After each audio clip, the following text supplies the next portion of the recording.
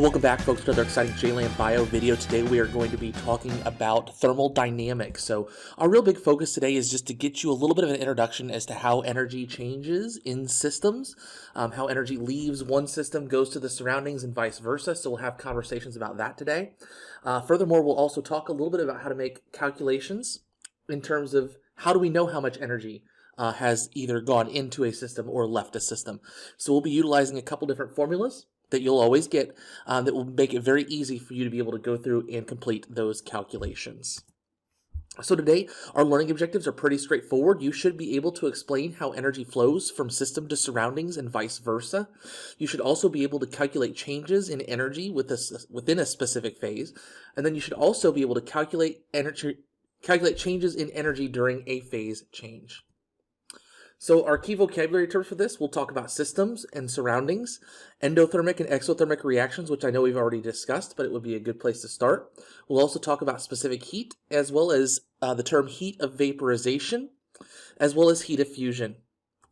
So just to begin, in order to understand energy change, that really requires us to actually define a boundary between the thing that we're looking at and basically everything else in the universe.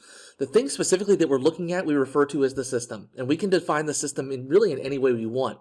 That's one of the reasons why thermodynamics is such a challenging field, is because there really is no true definition between system and surroundings. There's so many different things that interact with one another, that transfer energy to one another, that it really makes it difficult to be able to study. But the key things I want you to understand here are that the system is what we're looking at, and then the surroundings are basically everything else in the universe. And we're simply looking at how does energy transfer from system to surroundings, or from surroundings to system. It just makes it easier for us to be able to see and calculate energy change when we know specifically what we're looking at, as well as what we are not looking at. So remember that endothermic processes take energy in from the surroundings. Energy goes into the system from the surroundings, and that's endothermic. Remember that if we're talking about it from a chemical perspective, that is the breaking of chemical bonds. In contrast, exothermic reactions release energy to the surroundings, and that happens when we make chemical bonds. We've talked about this previously, but I just thought it'd be a good time to review that to make sure you understand what's going on. So let's briefly just dive into the first laws, the laws of thermodynamics, rather. And I'll just briefly talk about the three. They're not going to be hugely important in this, but I want to make sure that you understand how essentially the game of energy is played. And the first law basically states that the total energy of the universe is constant. You cannot create or destroy energy. You can only transfer its form. And we know that. We see that all the time, that we can transform chemical energy, energy in food, to kinetic energy, things that are taking place inside of our body, or light energy to chemical energy through the process of photosynthesis. You also have potential and thermal energy as well to think about. The second law of thermodynamics basically states that entropy naturally increases in a system over time. Basically, things tend to want to go towards more disorder over time versus order. You have to put energy into something in order to get it to go back to order, which we've talked about quite a bit. And then lastly, the third law of thermodynamics is that molecular movement ceases at absolute zero. So it's kind of that concept that temperature is a measure of kinetic energy. And then if we have no kinetic energy, then the temperature is at absolute zero. There's no molecular movement at all. You remember that solids themselves even have some form of molecular movement. So let's take a look here at a place where I totally and clearly forgot to put a picture. Remember, the temperature is a direct measure of kinetic energy, and this is different than heat, which is the amount of energy transferred between substances. So when I talk about temperature, temperature is not heat, temperature is kinetic energy. Heat, however, is the transfer of energy from one object to another. So when you heat something up, you put something on the stove, the energy is being transferred from the stove, or the gas burner, or the electric burner, whatever you want to call it, into the food, and that is heat. Heat may cause a change in kinetic energy, but yeah. And then the SI unit for heat and energy is actually the joule, and we may use kilojoules. You may see that, and that's pretty straightforward to know as well. Calorimetry and specific heat. So energy transfer differs based on the nature of the material. Some materials absorb heat naturally better than others. Specific heat is the amount of energy required to raise the temperature of 1 gram of the substance 1 degree Celsius. Now, this is not the same for everything. Water has a very high specific heat. It requires 4.18 joules to raise 1 gram 1 degree Celsius.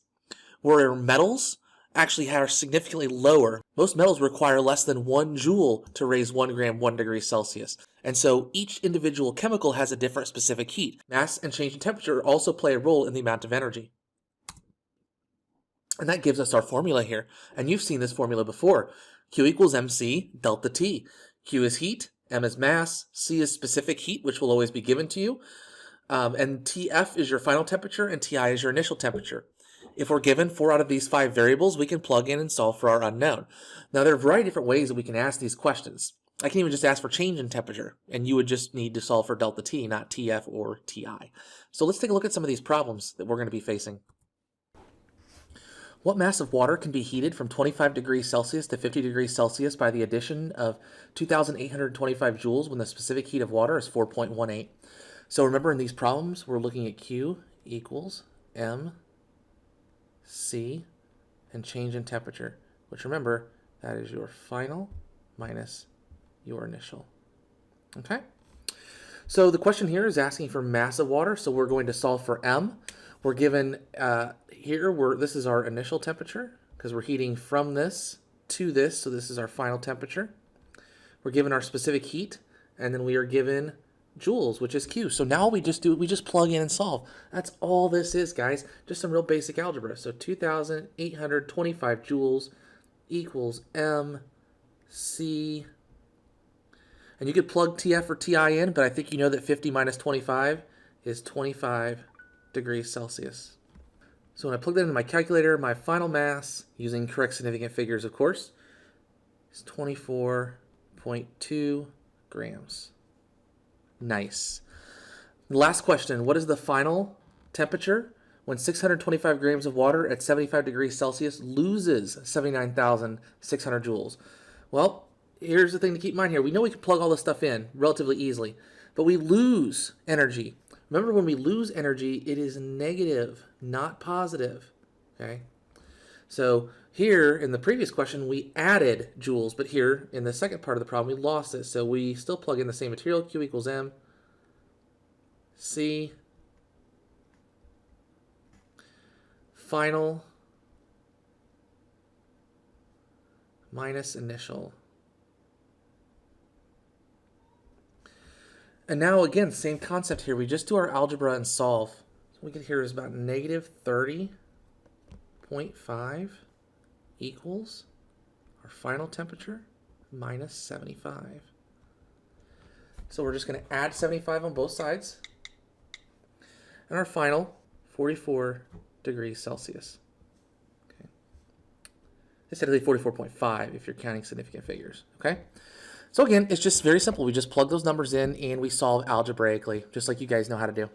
So if you remember from our phase change unit, you know that as temperature increases, so does the amount of energy. As energy increases, so does temperature, right? So here we have energy, and here we have temperature.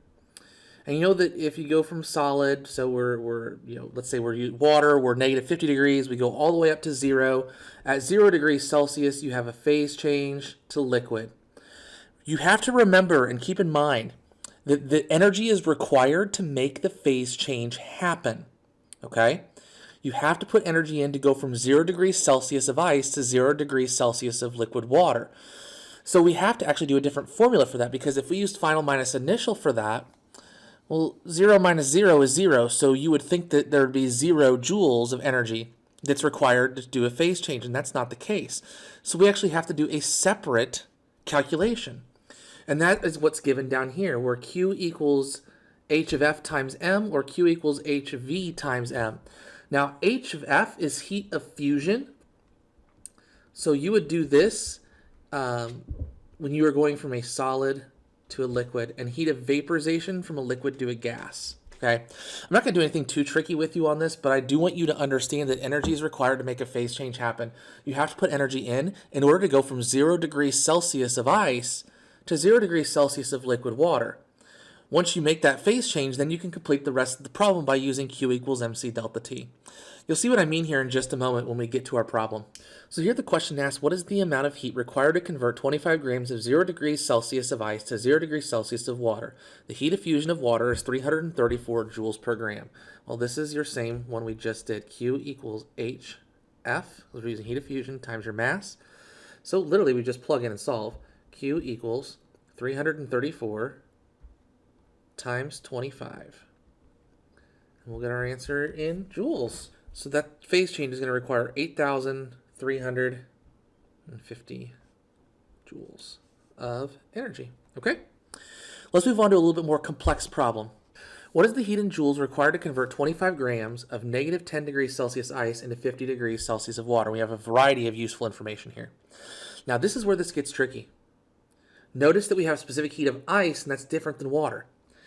And if we look at the chart, like our energy phase change diagram, we're starting here and we're ending here.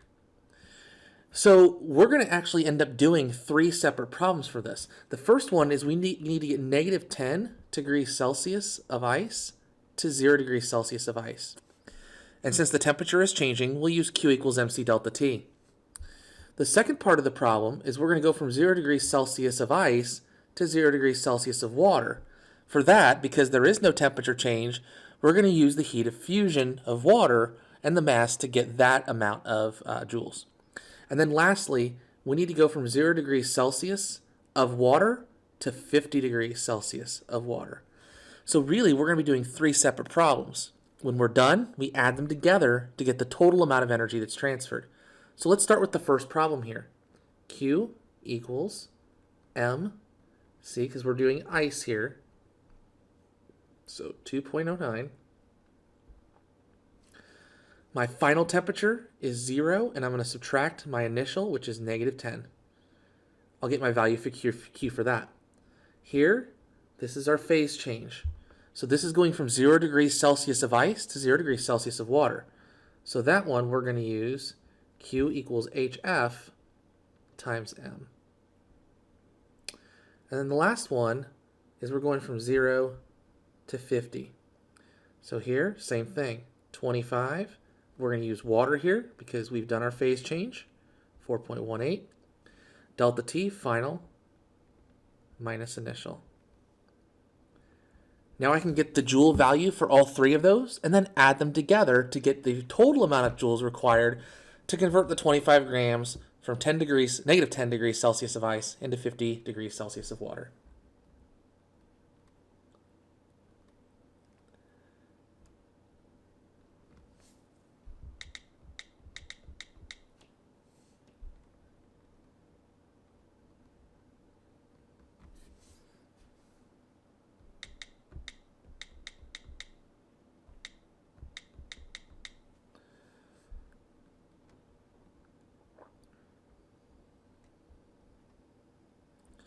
Now that I'm given all 3 numbers, I add them together, and my final is 14,097.5 joules.